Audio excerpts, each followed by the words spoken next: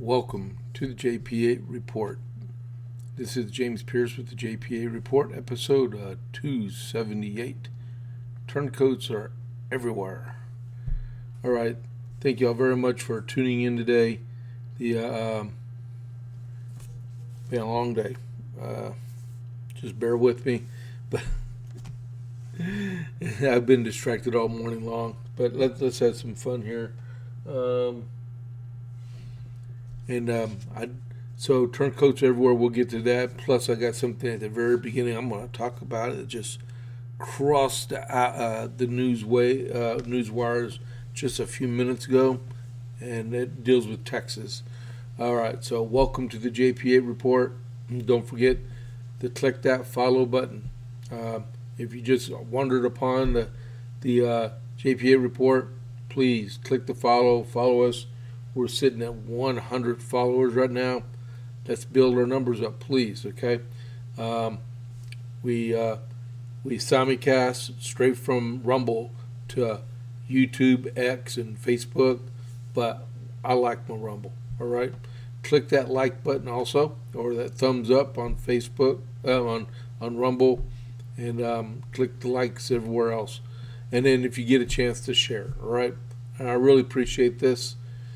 So it's Friday, December 12th. So to get this party started is America 250. So we're looking at December 12th, 1775 and December 13th, 1775. I got just a few things that happened on the 12th and then one thing that happened on the 13th. Because remember, I don't do my podcasts on the weekend. Let's see. December 12, 1775, a spy mission was ordered by the Second Continental Congress for Arthur Lee in London. Now, I tell you, I don't know about Arthur Lee, but I will, okay? But this is the cool thing about me doing this, because I may have a degree in history, in American history. I don't know it all. There's just too much, right? But doing this encourages you to go out and learn more about what's being said about, okay? And I've learned so much in the last few months doing this. I love doing it. So Arthur Lee was ordered by the Second Continental Congress to do a spy mission in London, England. Also, North Carolina and Virginia sent reinforcements to Norfolk after the Battle of Great Bridge, which we discussed about on the 9th of the 9th of December. And then on the 13th of December, the Second Continental Congress authorized the construction of 13 new frigates, which are ships. All right. And then the 4th Virginia Convention authorized 7 regiments of infantry to be formed. So as you can tell, we're building boats, we're enlisting soldiers, and you can say, "Wow, that's seven regiments. That's a lot of soldiers." The average regiment is probably a company-ish, so like 250. So you're looking at about 2,000 men. But at the same time, you have enlistments for other soldiers that were expiring, and some of them were walking off the job, like Connecticut people. But so. It's all ebbing and flowing and stuff. Do you realize the standing army at the time of Yorktown in 1781 was only 8,000 soldiers? You'd figure, you watch stuff like The Patriot, the movie The Patriot. It was thousands and thousands of soldiers and stuff. It wasn't really like that. Sometimes it ebbs and flows, like I was saying, but at the time of the surrender at Yorktown, it was 8,000. All right, but okay. So the good news is 13 ships are going to be built and 7 regiments were recruited. All right. So let's go to the next one. If I can get there we go. Stop. All right. So the guys I always talk about, the Dalmatian Texas Burger Group, their homemade smash burgers and dogs in Copper's Cove. All ingredients are homemade, including their buns, and they're open 11 to 2 and 5:30 to 7 unless they sell out, Tuesday through Saturday, and they're located on the western side of Copper's Cove, behind bushes on the west end of Copper's Cove. And then I recommend the armadillo burgers up here in the upper left. All right, so that's the Dalmatian. Now, just if you don't know, all right, Copper's Cove is in central Texas, just to the west of Belton and Killeen. Okay, so if you're in the area and you want to try a really good burger, there's no sit down; it's all to go. All right, check them out. Give them a look see. Okay. So the one thing, okay, onward to the JP8 report. Thank you for letting me do that advertisement for them. All right, so we're talking about something that just came across. I took a late shower, I was getting dressed, went over to check the news, and there it was. I'm like, wow, this is cool.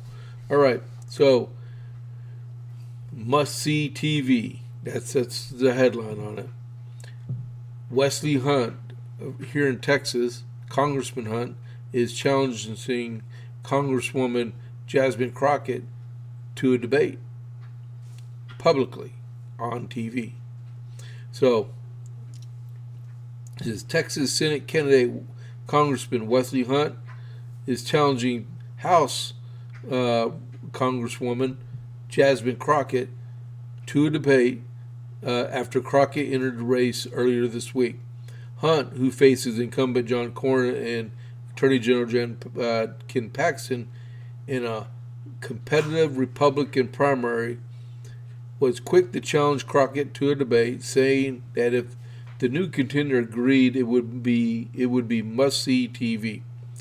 Jasmine Crockett and I see two different Americas. She defines this country as by victimhood.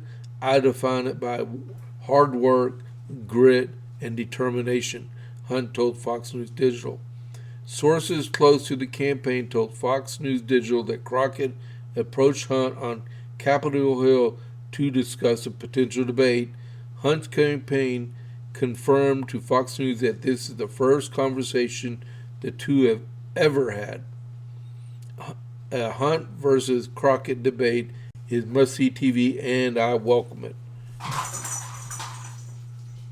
Okay, I guess the cats didn't like that.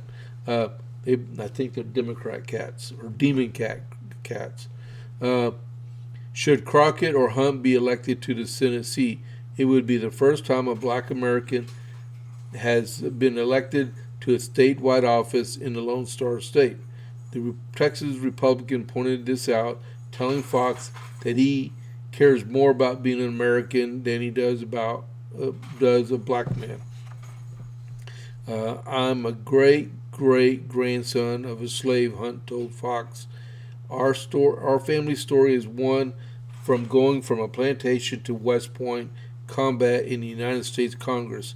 That's the story of American progress. I'm proud to be black, but I'm prouder to be an American and a native Texan, in which Jasmine Crockett is not. She's from St. Louis, Missouri.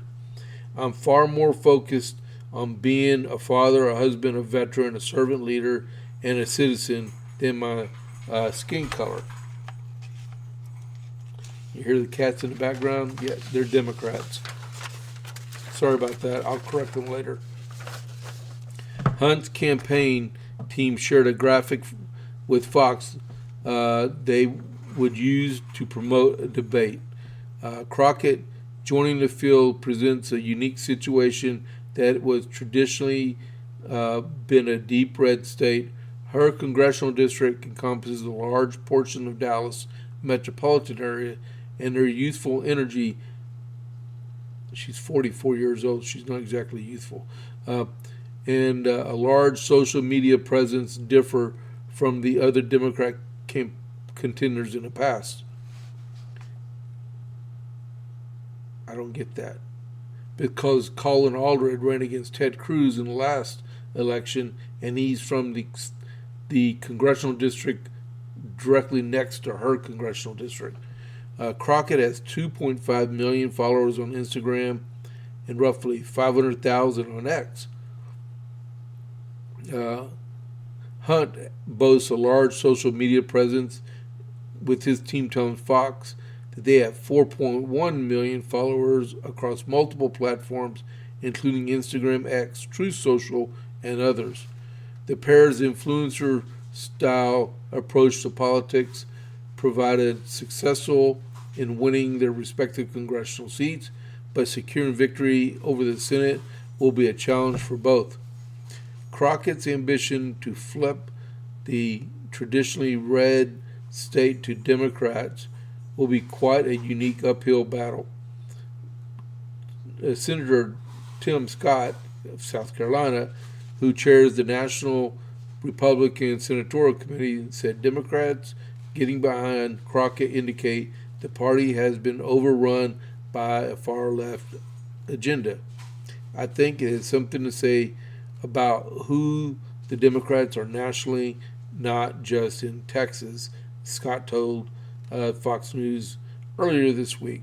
What it says that they are all about is overrunning this radical left agenda with focus on rhetoric, not reality. And then election day is March 3rd. All of us Texans know that. And the general election is November 3rd.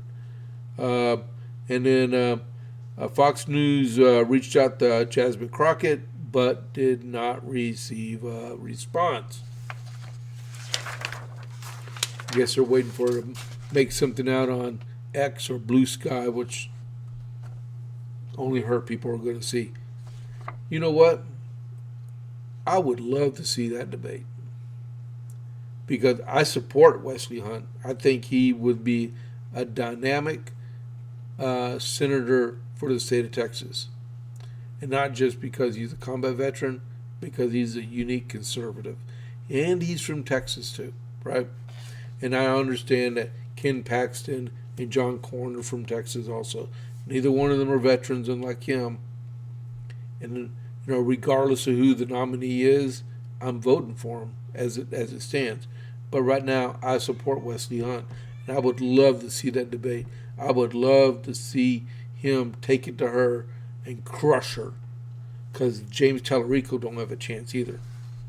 All right, I was all set. I was like, oh great, this is gonna be a boring podcast.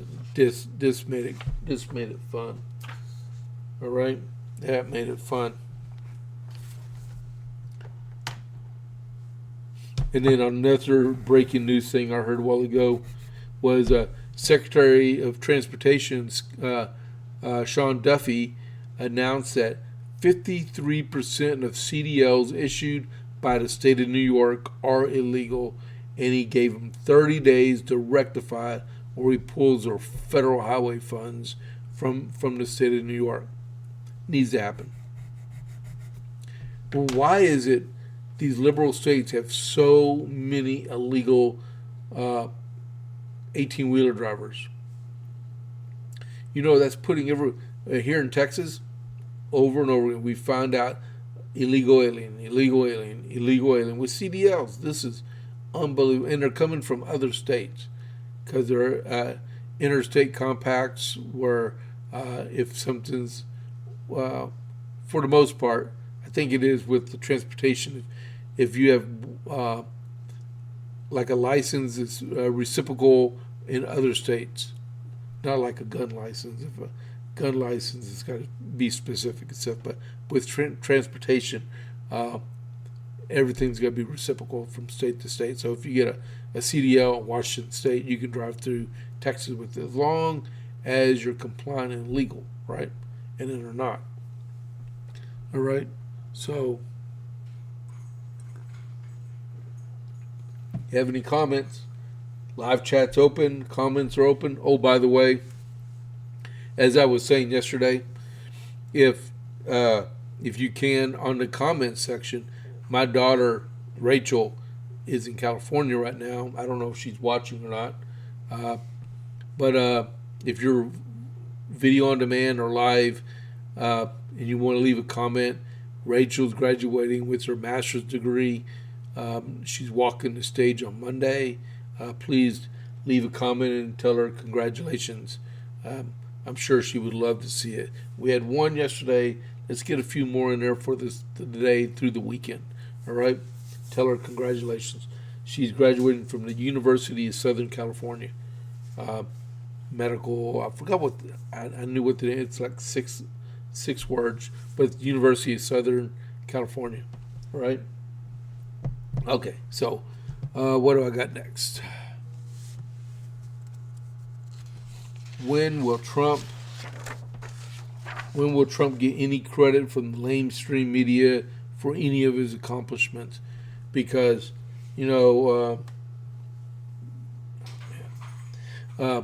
every time, how many times a day do you turn the news on or listen to the radio or pick up a newspaper or a pure article? And for the most part, mainstream media, and I include Fox News with that sometimes, all right?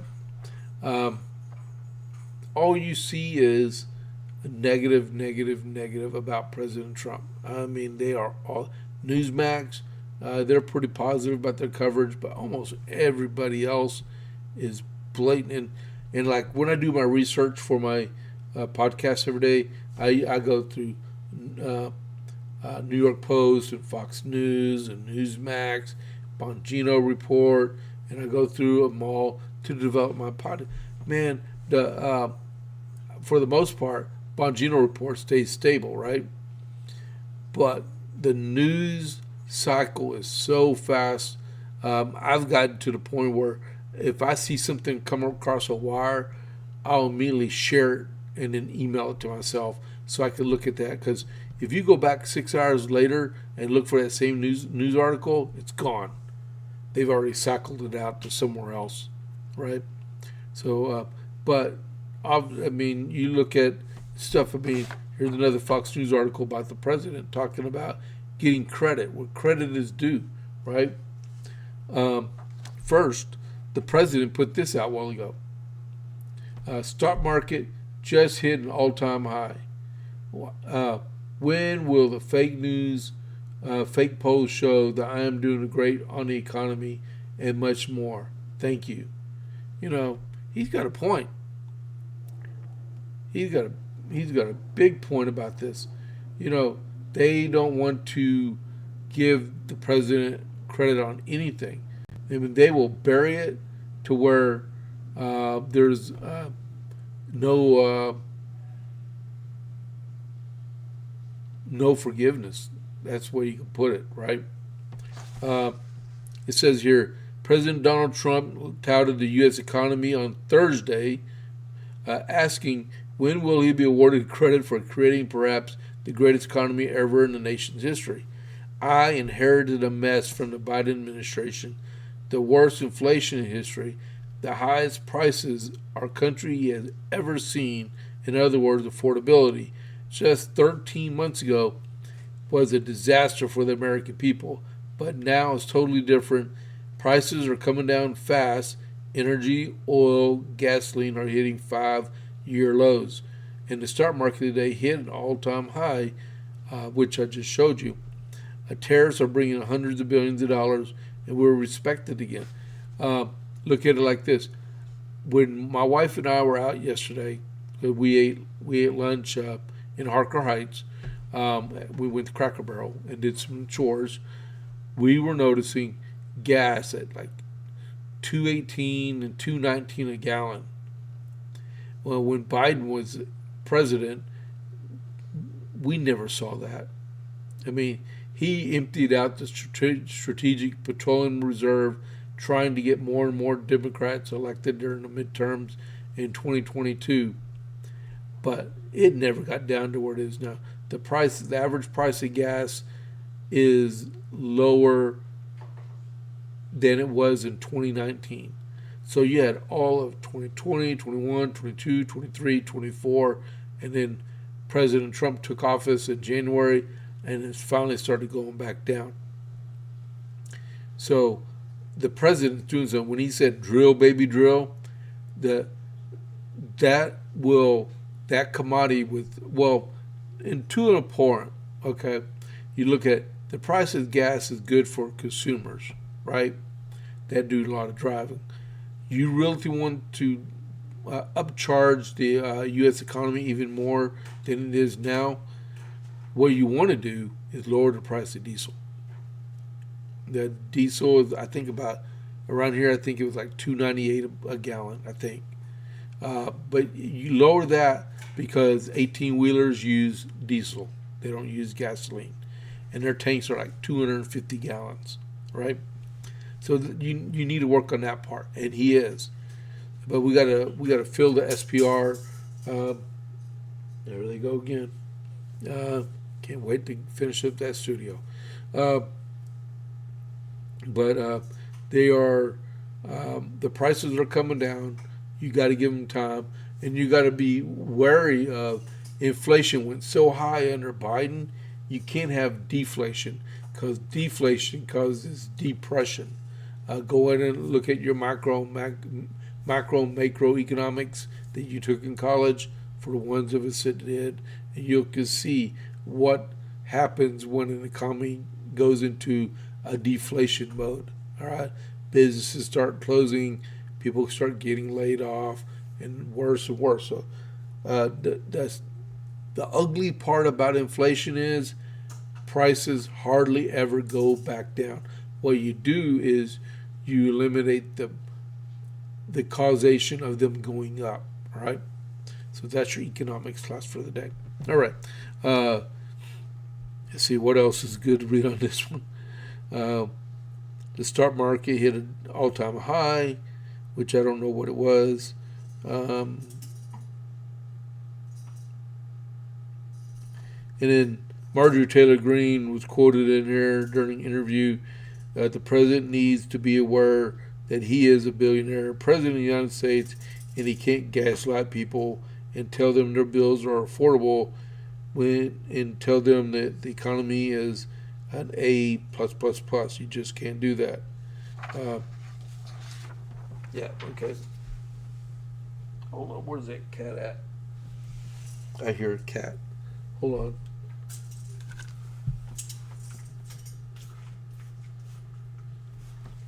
I got a spray bottle for him now. Okay, so so we got that taken care of. Next is yesterday. Out no sooner than I signed off on the JP8 report. Newsflash: Al Green's impeachment bid failed. All Republicans voted against it, along with 23 Democrats. All right. See, a lone progressive effort to impeach, and this is pretty good. So the final, that was his fifth attempt, right, to impeach President Trump this year alone. This is the first one that they that made it to the floor of the House, but the final vote was 237 to 140, 237 against, 144, and 47 Democrats refused to make a decision on whether to impeach President Trump. Right? Talking about turncoats. You know, so much for being loyal to the Democrat Party, right?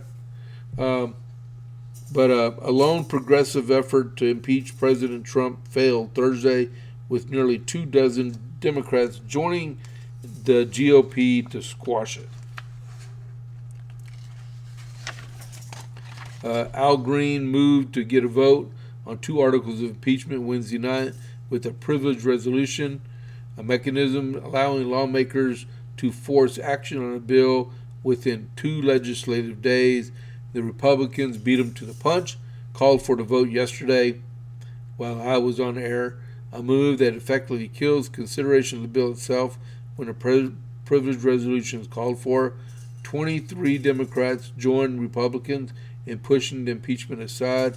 A significant number of Democrats also voted present, including all 3 senior leaders of the Democrat House. That would be Hakeem Jeffries, Kathleen Clark, and Pete Aguiar.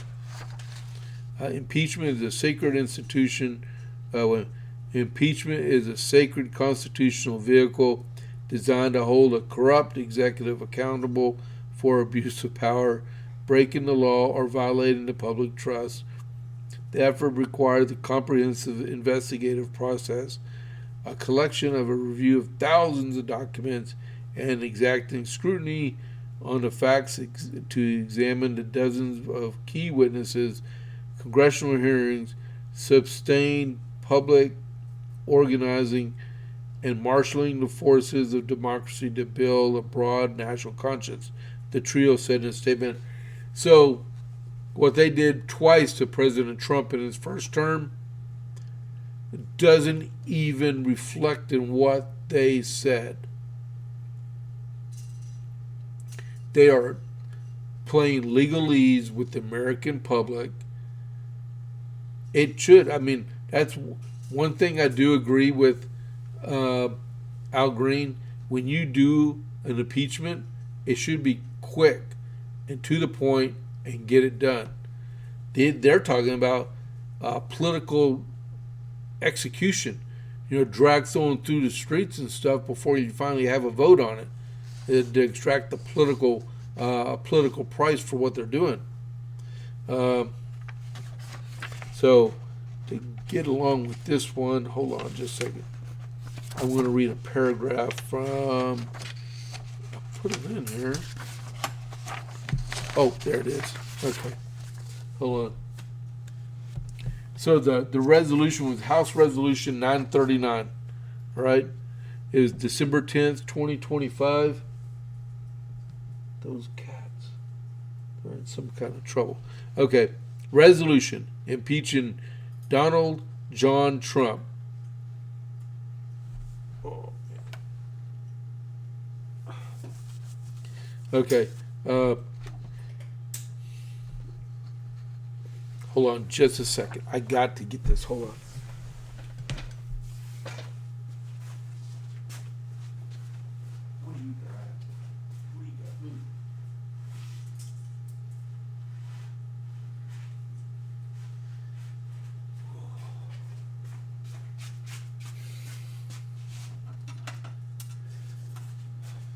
Okay.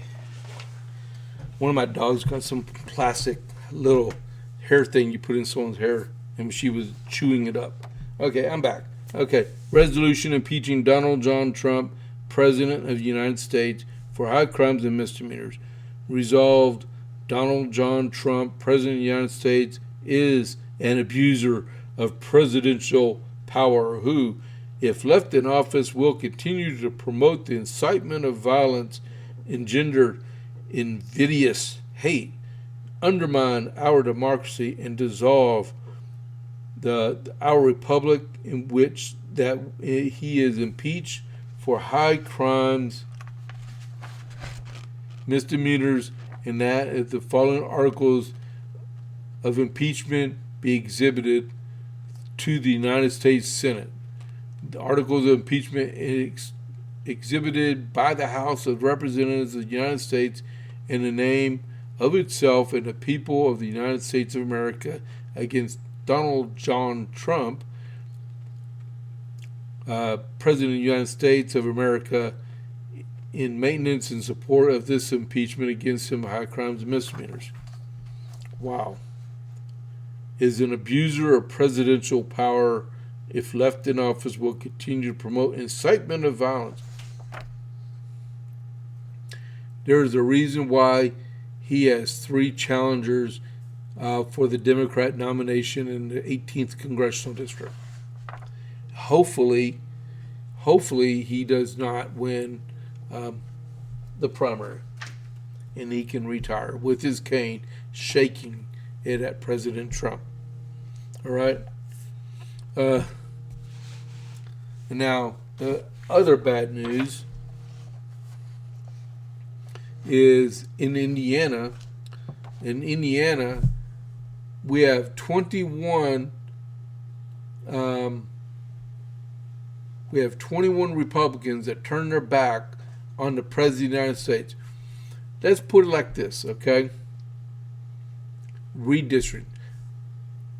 The Republicans had their chance to redistrict. There's nothing in their Constitution that says they cannot do it, right? They could have garnered 2 more House of Representatives. They already hold the majority in the house, in their state house. They hold the majority in the congressional district distribution. They have a 7-2 majority. In the state Senate, they have a 40-10 majority. 80%, 20%, right? So 21 Republicans along with 10 Democrats voted against redistricting in the state of Indiana. Just last week, the president of the Senate in Indiana said that they would go along with anything the House put forward to the Senate. Then why is it yesterday afternoon, that the Indiana Senate voted 31-19 against approving the redistricting measure that was before them?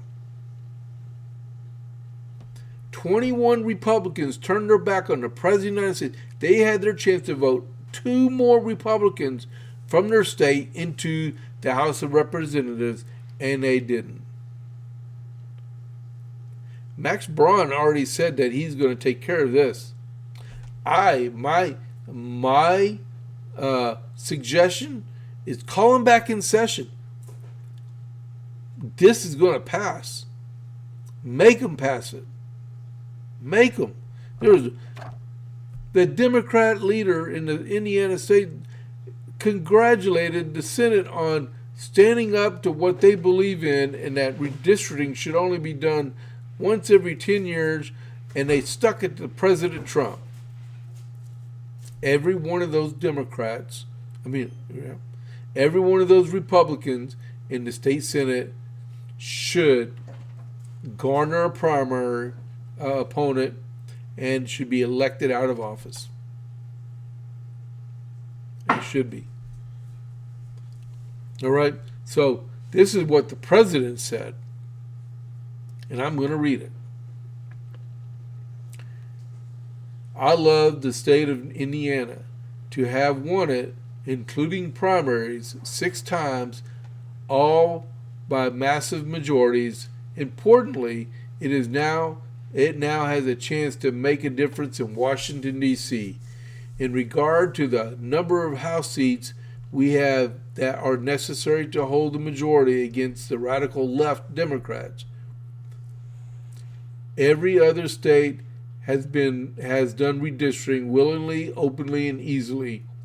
There's never a question in my mind that winning and contributing to a win in the midterms for the Republicans was a great thing to do for our party and for the party, for America itself. In all fairness, the Democrats have been doing redistricting for years and continue to do so. Unfortunately, Indiana State Leader Rod Bray enjoys being the only person in the United States of America who is against Republicans picking up extra seats in Indiana's America, who is against Republicans picking up extra seats. In Indiana's case, 2 of them.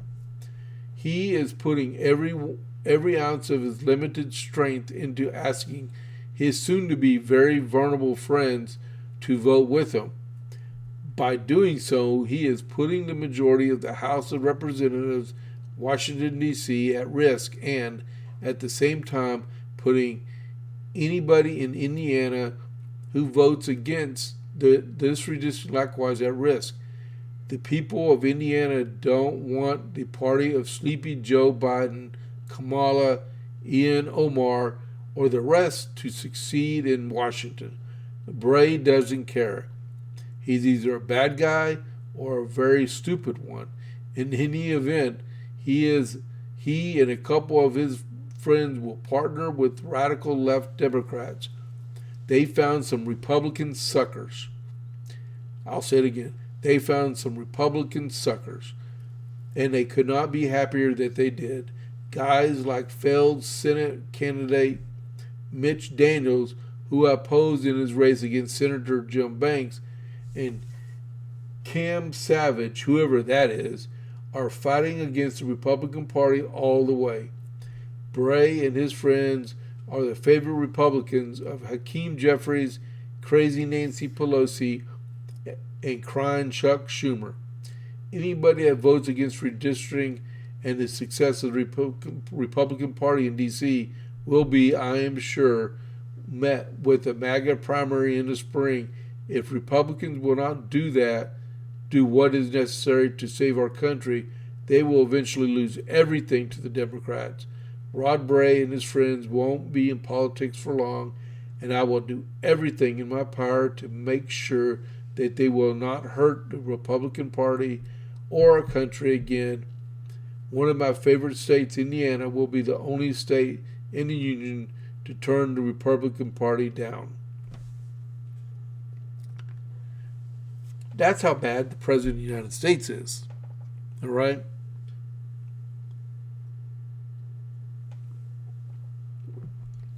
All they had to do was vote 26 to 24. That's all they had to do. Because there's 50 seats in the Indiana Senate. All right? That's part of the turncoats are everywhere.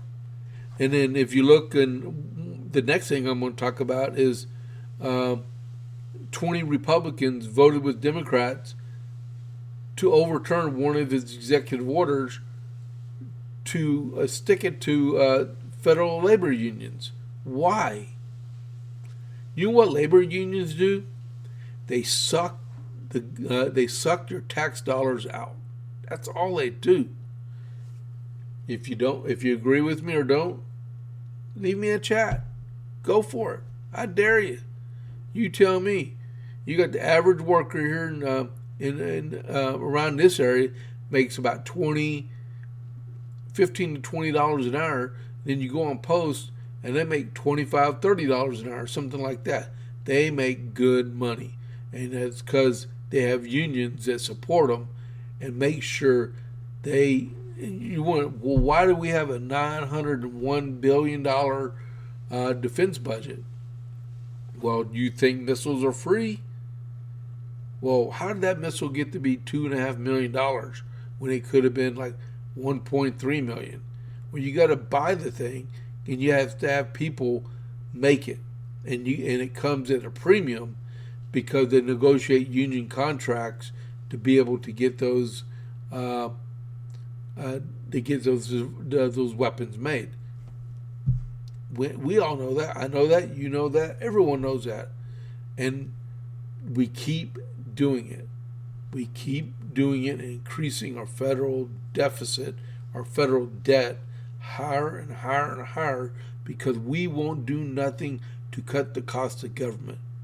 There should be nothing saying the cost of government has to go up every single year. Okay? And these unions do it. And I'll get to that in just a second, okay? I know I've been on the air for 39 minutes. I'm like Chad Prather, and we're about to get the remnant, okay? Who's left after, because he does really good before the noise every morning. Okay, so, but these guys need to be primaried. Trump repeatedly blasted he called Roderick Bray a rhino. Did he put it in here? Must be a separate one, because I do not see that in here. He called him a rhino. Okay, so Trump repeatedly blasted Bray, warning in a recent social media post. Rhino State Senator Roderick Bray, who does not care about keeping the majority in the House in D.C., is the primary problem. Soon he will have a primary problem, and he and any other politician that supports him in his stupidity. Changing course, Bray announced last week. See, this is what I'm getting at. Two-faced. right? Changing course. Bray announced last week that the state would reconvene to vote on redistricting. Added the issue of redrawing Indiana's congressional maps mid-cycle has received a lot of attention and strife here in our state.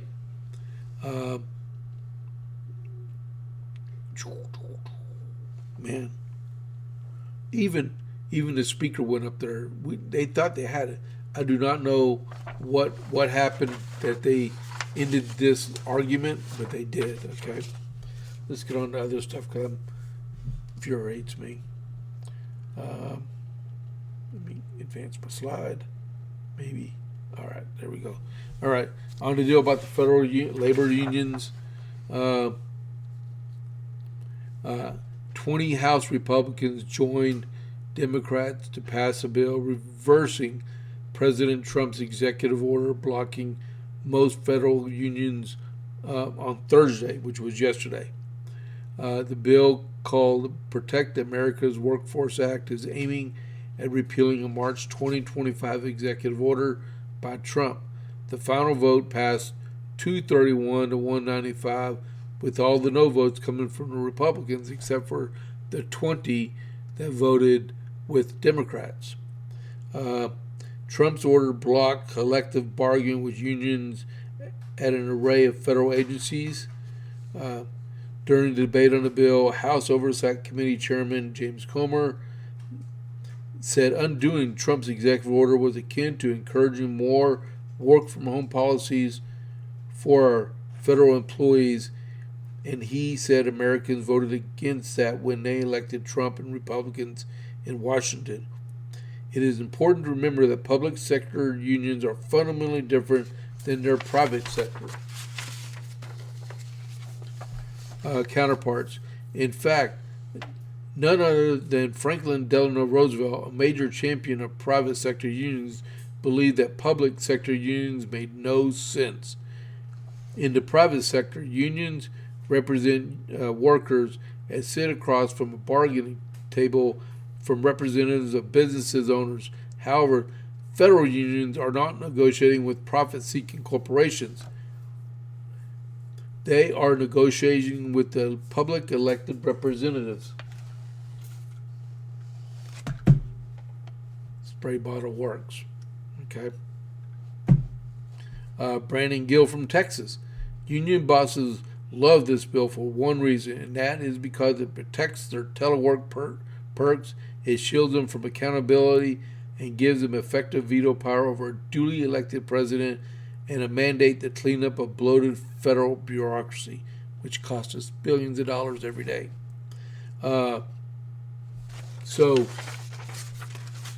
like I was saying earlier, it is 20 Republicans, and did they say who the cat? I guess it works sometimes. The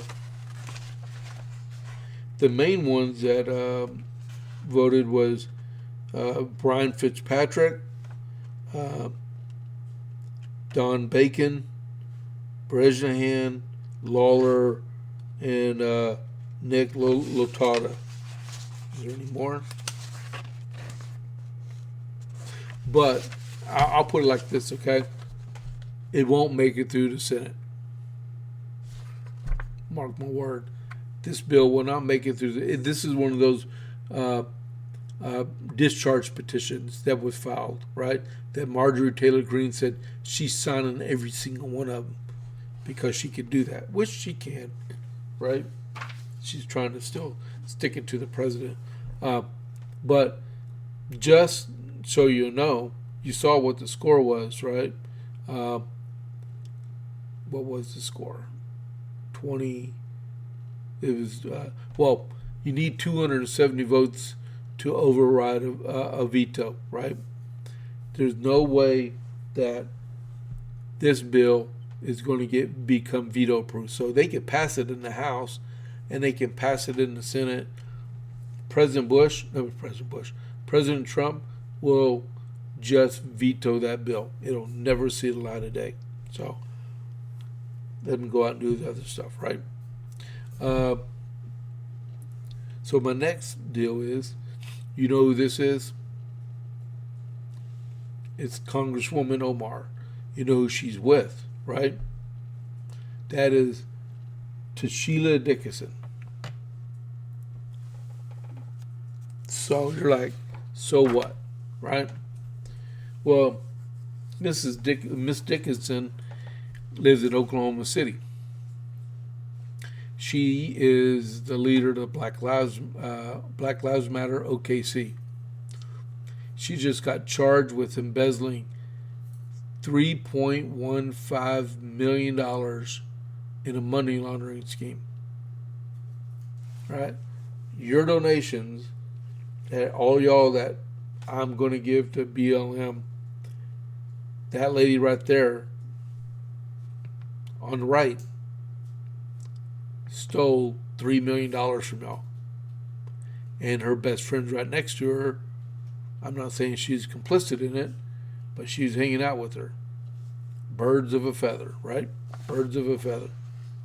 The executive director of Black Lives Matter, Oklahoma City, has been charged with wire fraud and money laundering after federal prosecutors say she diverted more than $3.15 million in returned bail checks into her personal bank account over a 5-year period, according to an indictment unsealed Tuesday. Tashila Sherry Amore Dickinson, 52, of Oklahoma City. I would say stuff about Oklahoma City, but my wife would get mad at me right now. Is accused of routing money intended for the group's bail fund and social justice programs into accounts she controlled between 2020 and 2025. And the indictment says Dickinson used the money for a personal benefit, including travel to Jamaica and the Dominican Republic, tens of thousands of dollars in retail shopping, and more than $50,000 in food deliveries, a vehicle, and 6 real properties. According to the Department of Justice press release covering the indictment, BLM OKC raised more than $5.6 million beginning in 2020, including major grants from the Community Justice Exchange and the Massachusetts Bail Fund. Oh my goodness. You know, I see how that happened. So she got all this money. They got all this money. They paid the bail on all these people that were arrested in Oklahoma, right? When the people went to trial, they didn't skip their bail, right? So the bail went back to the group that paid their bail off. Well, she acted like the money never came back and she spent it. I tell you, man. And people are like, well, I don't want to give money. Yeah, okay. Yesterday I was telling about AOC and her $50,000 of this and that of campaign funds. When politicians go out to try to raise money for their races, people say, well, why do I want to do that? Because you're just going to waste it or misappropriate it like this lady did, right? So let me see what my next picture is. Okay. So the next thing I want to talk about is Minnesota's Somali fraud exposes the hidden costs of immigration. Man, I am running out of time, and I still got a whole. I may have to cover this stuff on Monday. Do I want to talk about? Does anyone want me to talk about Somalia right now? You know what? Let me put this to the side just in case, right? We'll talk about some good news. 97 nominees are about to be voted in, I think, today for President Trump. That'll make 315 nominees that have been approved since he took office in January, which is a good thing. They changed some of the rules in September, and they're pushing the level 1 and level 2 nominees. people say, well, President Trump isn't as effective. Well, the Senate won't advise and consent on his nominees. They were holding them back. They're finally getting it through. Now, the next problem the president's going to have is judicial appointments. He's still got people waiting on it. U.S. attorneys, he keeps working through interim U.S. attorneys because they can't stay on the job more than, I believe, 120 days. So he replaces one with another one because these blue slip things. So he wrote another post about blue slips last night or yesterday. Blue slips are making it impossible to get great Republican judges and U.S. attorneys approved to serve in any state where there's a single Democrat senator. If they say no, then it's over. For a very well qualified Republican candidate, only a real far left Democrat can be approved. It is shocking that Republicans under Senator Chuck Grassley, allow this scam to continue, so unfair to Republicans and not constitutional. I'm hereby asking Senate Majority Leader John Thune, a fantastic guy, to get something done. Ideally, terminate the blue slips. Too many great Republicans are being sent packing. None are getting approved. President Donald J. Trump. He's right. He is completely right. Why won't John Thune just eliminate the use of the blue slips? Like the president just said. And I keep saying this. I'm going to say this about 3 times a week, right? Why won't John Thune eliminate the blue slip? Because the Democrats are using it left and right. And it's the president's prerogative who he appoints to office. So if they don't like it, just vote no, right? You don't have veto power.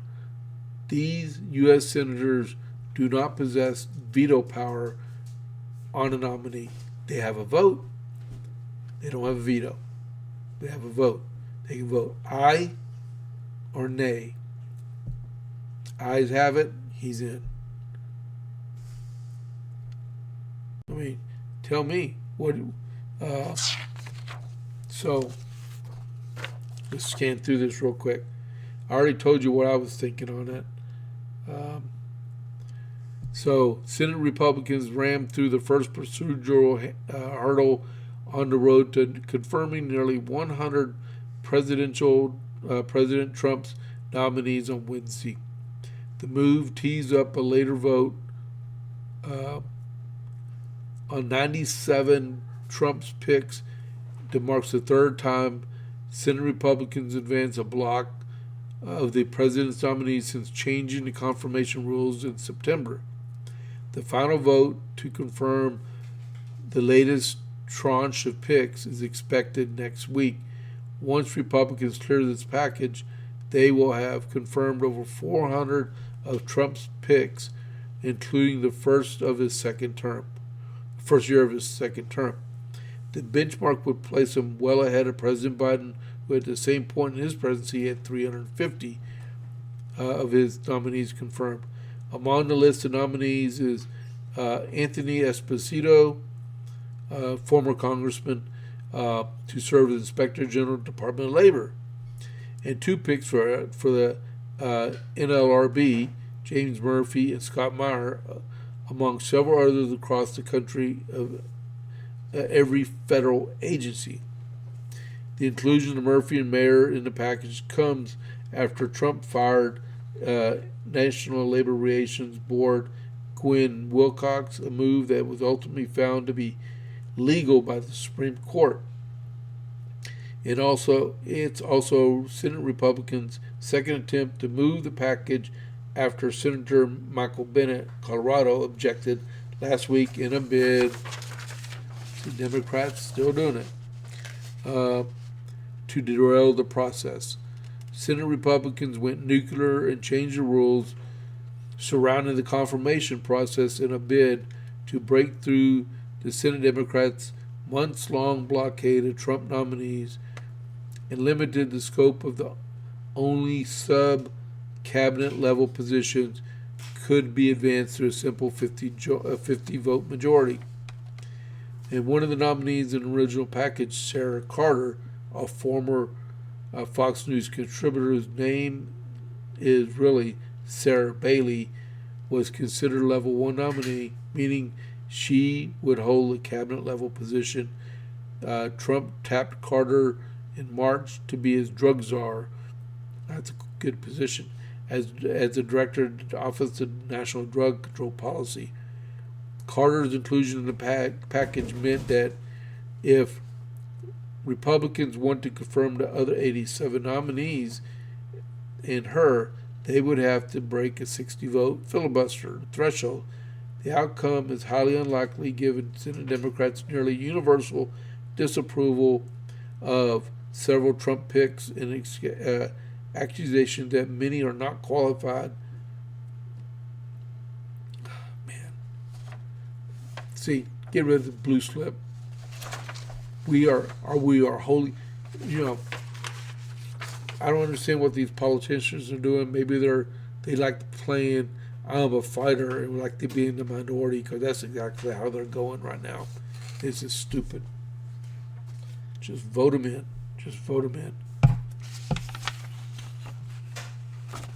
And it not only happens there, it also happens here in Texas, right?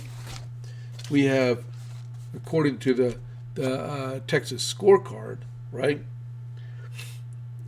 We have a guy named Kyle Morris decided he wants to run for office. And this is an article by Brandon Whalen from Texas Scorecard. Kyle Morris is primary challenging State Representative David Lowe in the March primary, right, for House District 91. Previously posted a series of social media messages sharply critical of President Trump and other Republican officials while being supportive of Barack and Michelle Obama. It said Texas Scorecard reviewed the post on Morris's X account, which started in 2015. Beginning in 2019, the post took on a pointed edge, covering some of the most contentious political moments of Trump presidency. They include Morris' take on impeachment proceedings, COVID-19, and the 2020 election. In late 2019, the House advanced impeachment articles against Trump. Morris repeatedly challenged statements made by Trump and the White House. When Trump questioned the credibility of the whistleblower complaint, Morris wrote that the delusion is real and there is real evidence supporting the investigation. Okay, so I'm not going to give him any more credit for anything. This is why we have a fight in the state of Texas to close our primaries. This guy is definitely not a Republican. He is a Democrat, or worse. Why is someone like this that supports Barack and Michelle Obama, which I know some other people claim to be Republicans, they say the same thing. They adore Obama. Obama's trash. He destroyed our country. And when he entered into his third term, Joe Biden, President Autopin, the same thing even escalated. Right? This guy should not even be on a primary ballot in the state of Texas. So, if you're in House District 91, everyone should be behind David Lowe. Matter of fact, hold on just a second. I still got my stuff. Oh, I didn't put the House districts. Oh, man. Okay. Sorry about that. So vote for David Lowe. Don't vote for Kyle Morris, all right? Close the primaries. Close them. Close them now. All right. Do I have anything else? I'm just going to do a couple announcements. I could probably try to tag on this on Monday. All right. So, um, okay, I did read that one.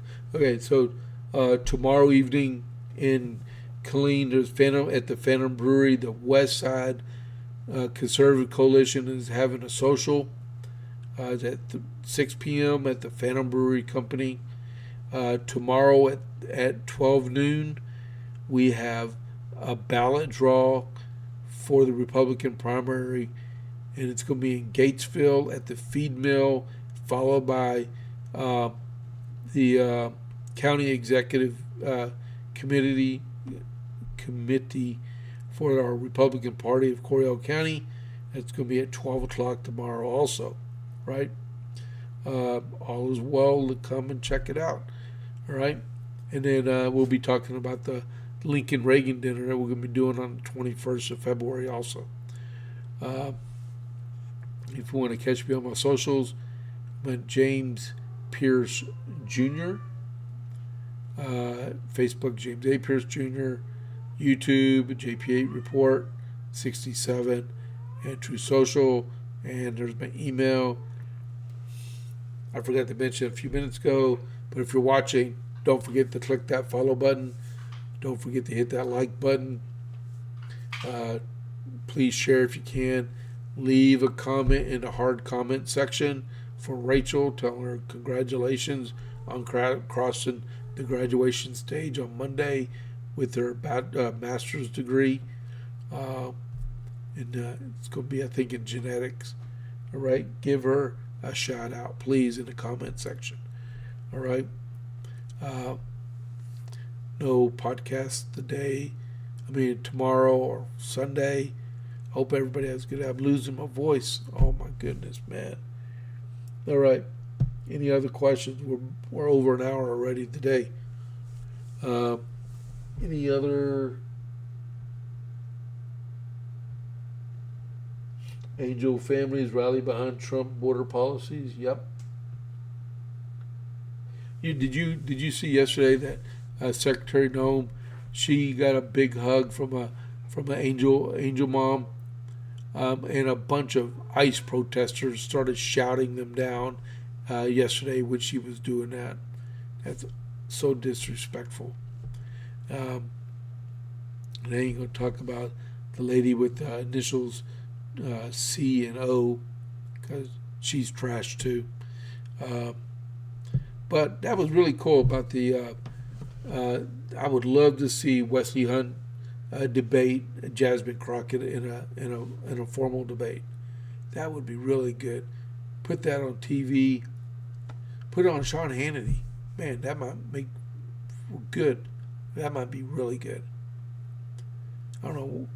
Does anyone have any ideas on that? That would be pretty good. Would y'all like to see something in that, man? But all right, I will see everybody Monday. Alrighty, so hey, this is James Pierce with the JP8 Report. Have a great weekend. I'll catch you on the flip side. I'm out.